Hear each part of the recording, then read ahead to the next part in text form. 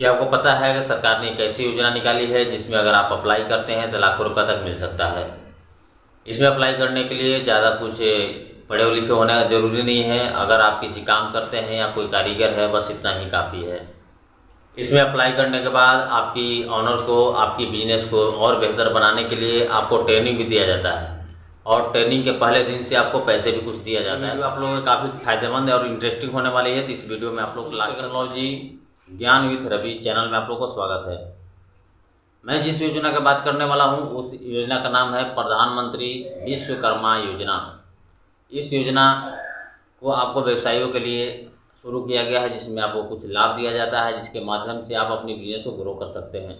तो इसके लिए आपको प्ले स्टोर पर जाना है, वहाँ पर आपको सर्च करना है पीएम विश्वकर्मा योजना। वेबसाइट है, आपको इसी पे आना है। इस योजना के अंदर क्या क्या गवर्नमेंट की तरफ से बेनिफिट दिए जाते हैं, तो इसके लिए स्कीम बेनिफिट की टैब पे अगर आप क्लिक करोगे तो आप यहाँ पर देखोगे कि इस योजना के अंदर गवर्नमेंट की तरफ से एक सर्टिफिकेट और आईडी कार्ड आपको इशू किया जाता है, जो कि एक स्किल ट्रेनिंग आपको दी जाएगी, जो कि करीब 5 से 7 दिनों तक चलती है। 40 घंटे की ये जो ट्रेनिंग है रहने वाली है। और ये जो ट्रेनिंग है जब आप लोगे, इस ड्यूरेशन पर आपको पर डे के हिसाब से गवर्नमेंट की तरफ से 500 रुपीज का जो भुगतान है वो किया जाएगा। और ये जो 40 घंटे आप ट्रेनिंग कंप्लीट करोगे, ये कंप्लीट करने के बाद में अगर आप आगे कंटिन्यू करते हो, अगर आप इंटरेस्ट होते हो, तो आगे भी आप 15 दिन की और ट्रेनिंग ले सकते हो। और उस दौरान भी आपको पर डे के हिसाब से 500 रुपीज का जो भुगतान है वो मिलने वाला है। इसी के साथ में जब भी आप ट्रेनिंग कंप्लीट करते हो तो गवर्नमेंट की तरफ से 15,000 रुपए का आपको इंसेंटिव दिया जाता है, एक ग्रांट दिया जाता है, जिसमें कि आपको टूल किट खरीदने के लिए ये जो पैसे दिए जाते हैं। यहाँ पर इस योजना की खास बात यह है कि योजना के अंदर जब आप ट्रेनिंग हासिल करते हो तो ट्रेनिंग लेने के बाद में आपको यहाँ पर जो सर्टिफिकेट इशू किया जाता है, उस सर्टिफिकेट के जरिए आपको बिना किसी कोलेटरल के लोन मिल जाता है, यानी कि कोई भी गारंटी आपको देने की जरूरत नहीं होती है। जिसमें कि फर्स्ट टाइम आपको यहाँ पर 1 लाख रुपए का लोन दिया जाता है, जिसको आपको 18 महीने के अंदर रिपेमेंट करना है। और ये जो है टाइमली अगर आप रिपेमेंट करते हो तो एलिजिबल हो जाते हो 2 लाख रुपए का जो लोन गवर्नमेंट की तरफ से दिया जाता है इसके लिए, जो कि टोटल 30 महीने के अंदर रिपेमेंट कर सकते हो। यहाँ पर ये जो लोन दिया जाता है, इसकी खास बात एक और भी है कि इसके अंदर आप सभी को एक सब्सिडी दी जाती है, जो कि मिनिस्ट्री ऑफ एमएसएमई की तरफ से 8% तक का जो इंटरेस्ट है वो गवर्नमेंट की तरफ से यहाँ पर पेड किया जाएगा। यानी कि आपको जो लोन है वो करीब 5% के इंटरेस्ट। बाकी जिन लोगों का ई श्रम कार्ड बना हुआ है वो इस पोर्टल पर आकर के चेक कर सकते हैं। यहाँ पर लॉगिन की टैब पे अगर आप क्लिक करोगे, सीएससी लॉगिन का ऑप्शन दिया गया है। यहाँ पर आप देखोगे कि व्यू ई श्रम कार्ड डेटा का ऑप्शन दिया गया है, जिसमें कि जिन लोगों का ई श्रम कार्ड बना हुआ है वो लोग यहाँ पर आकर के अपनी एलिजिबिलिटी को चेक करा सकते हैं। और बाकी एक नया आवेदन आपको कैसे करना है मैं पूरा प्रोसेस आपको दिखा देता हूँ। तो सबसे पहले तो आपको लॉगिन की टैब पे क्लिक करना है और यहाँ पर सीएससी लॉगिन टैब पे क्लिक करना है। और यहाँ पर आपको ऑप्शन दिया गया है सीएससी रजिस्टर आर्टिस्ट वाला, इस ऑप्शन पे ही आपको क्लिक करना है। जैसे आप क्लिक करते हो तो आप सभी के सामने एक रजिस्ट्रेशन पेज आ जाता है, जहां पर सबसे पहले तो आप सभी से ये पूछा जाता है कि जिसका भी आप रजिस्ट्रेशन यहाँ पर करने वाले हो वो कोई गवर्नमेंट एम्प्लॉई तो नहीं है।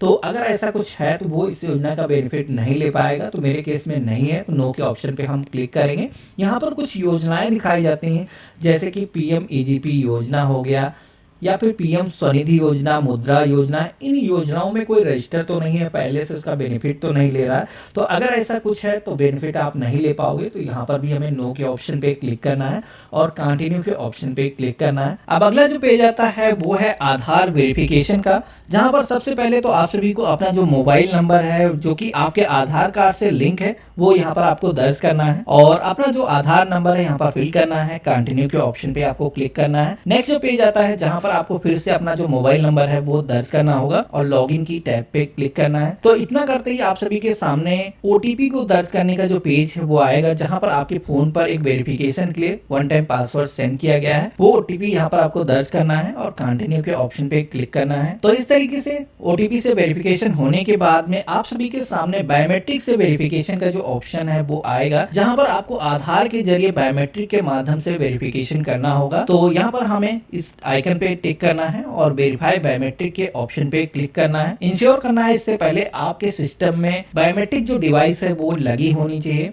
जैसे ही आप वेरीफाई बायोमेट्रिक के ऑप्शन पे क्लिक करोगे तो आपके सामने कुछ इस तरीके का इंटरफेस आएगा। अब आप सभी को इस पर जो भी बेनिफिशियरी है उसका जो थंब है आपको लगवाना है। कुछ इस तरीके से थंब लगने के बाद में ये जो पेज है ऑटोमेटिक रिडायरेक्ट होगा। ऑथेंटिकेशन सक्सेसफुली हो चुका है। आप यहाँ पर देखोगे कि जो बेनिफिशियरी है उसकी जो डिटेल्स है यहाँ पर बायोमेट्रिक के जरिए फेच होकर के आ चुकी हैं। इस पेज में आप सभी को जो भी डिटेल पहले से फिल नहीं है उन डिटेल्स को ही आपको फिल करना है। सबसे पहले तो आपको मैरिटल स्टेटस के सेक्शन में आना है।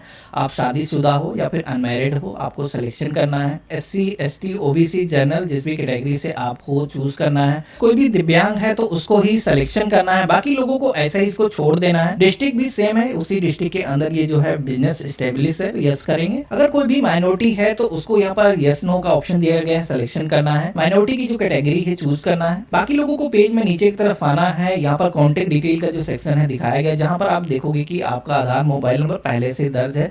पैन कार्ड अगर आपके पास में मौजूद है तो आप यहां पर दे सकते हो। अगला सेक्शन मिलता है फैमिली डिटेल का। अगर कोई भी ऐसा बेनिफिशियरी है जिसका राशन कार्ड बना हुआ है तो ये जो पोर्टल है आपका जो रिकॉर्ड है ऑटोमेटिक यहाँ पर फेच कर लेता है, जिसमें कि आप देखोगे कि राशन कार्ड नंबर यहाँ पर आपके आधार के जरिए फेच होकर के आ चुका है। फैमिली के जो मेंबर है वो पहले से ही यहाँ पर आ चुके हैं। किसी भी नए मेंबर को अगर आपको ऐड करना है, कोई यहाँ पर डिटेल नहीं आई है तो आपको ऐड रो का ऑप्शन दिया गया है। इस पर क्लिक करके एक नई रो ला सकते हो, जिसमें कि आप अपने परिवार का कोई भी सदस्य अगर नाम छूटा हुआ है तो उसका नेम आप यहाँ पर दर्ज कर सकते हो। इसके बाद में आप नीचे की तरफ देखोगे तो आपका जो एड्रेस है वो आधार के रिकॉर्ड से ऑटोमेटिक आ चुका है। जैसे मैंने यहाँ पर यस किया है तो अगला एक ऑप्शन आया है कि ये जो एड्रेस है क्या ग्राम पंचायत में एग्जिस्ट करता है। तो जैसे कि हम यहाँ पर यस के ऑप्शन पे क्लिक करेंगे और इसके बाद में आप सभी को अपनी जो ग्राम पंचायत है इस लिस्ट में से चूज कर लेना है। अगला सेक्शन मिलता है प्रोफेशन ट्रेड डिटेल का, जहां पर जो भी बेनिफिशियरी है उसका जो भी काम है, यहाँ पर पूरी एक लिस्ट दी गई है ऑक्यूपेशन की। आपको यहाँ पर इस लिस्ट में से जो भी बेनिफिशियरी है उसका जो ऑक्यूपेशन है कुछ इस तरीके से सिलेक्शन करना है। अगला सेक्शन मिलता है बिजनेस एड्रेस का, जहां पर आप सभी का जो बिजनेस है वो कहां पर लोकेटेड है पूछा जाता है। जहां पर आपको 3 ऑप्शन देखने को मिलते हैं, जिसमें कि पहला है अगर आपका जो ये बिजनेस है वो आधार कार्ड पर जो आपका एड्रेस है उसी जगह पर स्टेब्लिश है तो यहाँ पर पहला ऑप्शन आप सेलेक्ट करोगे। इसी के साथ में अगर आपने करंट एड्रेस अपना जोड़ा हुआ है कुछ डिफरेंट तो यहाँ पर वही एड्रेस पर अगर विजिट के ऑप्शन पे क्लिक करना है। अब जैसे हमने नेक्स्ट के ऑप्शन पे क्लिक किया है अगला सेक्शन आता है बैंक अकाउंट को जोड़ने का, जिसमें कि गवर्नमेंट की तरफ से जो भी बेनिफिट आपको ट्रांसफर किए जाएंगे वो इसी अकाउंट के अंदर मिलने वाले हैं। तो यहाँ पर सबसे पहले तो बैंक का जो नेम है यहाँ पर इस लिस्ट में से आपको सिलेक्शन करना है। यहाँ पर आपको ये जो IFSC कोड है पासबुक पर मिल जाएगा, उसको यहाँ पर दर्ज करना है। आपको क्या करना है, यहाँ पर अपना जो अकाउंट नंबर है दर्ज करना है। कंफर्म अकाउंट नंबर के सेक्शन में रिपीट अपना जो अकाउंट नंबर है वो यहाँ पर फिल कर देना है। अगला सेक्शन मिलता है क्रेडिट सपोर्ट का, जहां पर इस योजना के अंदर जो क्रेडिट सपोर्ट दिया जाता है, जो लोन दिया जाता है वो अगर आप लेना चाहते हो तो यहाँ पर आप देखोगे फर्स्ट स्टेज में आपको 1 लाख रुपए का लोन मिलेगा। इसी के साथ में सेकेंड स्टेज पर आपको 2 लाख रुपए का जो लोन है वो दिया जाएगा। तो अगर आप लेना चाहते हो तो यहाँ पर यस के ऑप्शन पे क्लिक करोगे, नहीं लेना चाहते हो मे बी लेटर के ऑप्शन पे ही टिक रहने देना है। तो यहाँ पर हम लोन चाहते हैं, यस के ऑप्शन पे क्लिक करेंगे।